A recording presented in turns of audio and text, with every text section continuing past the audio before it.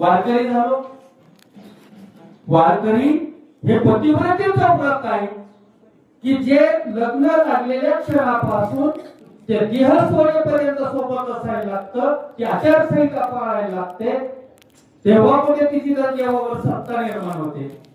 तुका म्हणे पतिव्रता आणि तिची देवावरील सत्ता. पण कधी 8 दिवस पतिव्रता असणार. ज्या दिवशी गळ्यामध्ये पतीच्या नावानं मंगळसूत्र घातलं त्याच दिवशीपासून ते देह जाईपर्यंत, त्या मातीच्या आत जाईपर्यंत पती हाच माझा परमेश्वर आहे. आणि परपुरुषाचा स्पर्श सोडा, स्वप्नामध्ये देखील तिला दर्शन होत नाही, तिला पतिव्रता म्हटलं जातं. आणि वारकरी होणं देखील पतिव्रतेचंच व्रत आहे.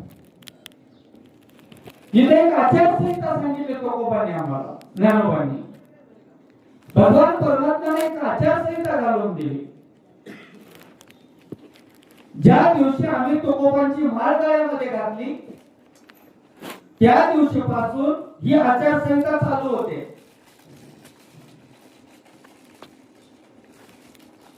कधीपासून? ज्या दिवशी पवित्र तुळशीची माळ गळ्यात घातली त्या दिवशीपासून वारकरी होण्याची आचारसंहिता सुरू होते.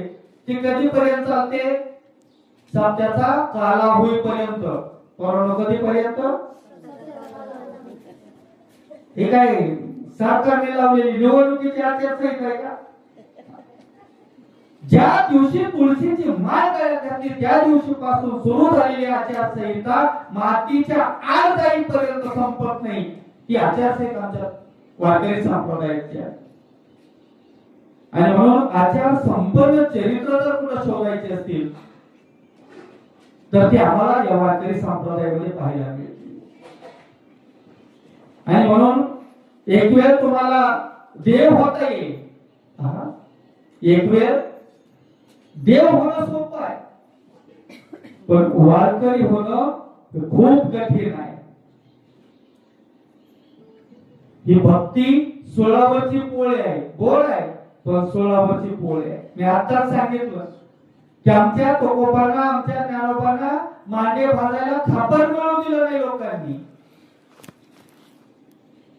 आज त्याच ज्ञानोबांचे आणि त्याच तुकोबांचे विचार सांगून गुलाबजामच्या पंक्ती उठतायत आमच्यासाठी. याच्यापेक्षा आणखी काय द्यावं त्यांनी आम्हाला.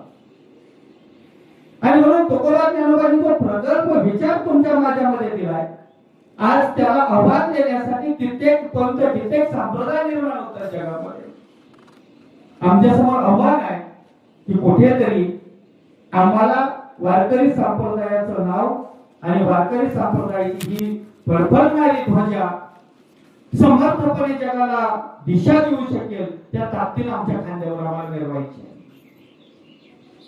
किती संप्रदाय निर्माण होत्या, किती पंथ निर्माण होत्या, शेवटी महाराष्ट्रातल्या प्रत्येक मंदिरामध्ये आणि महाराष्ट्रातल्या प्रत्येक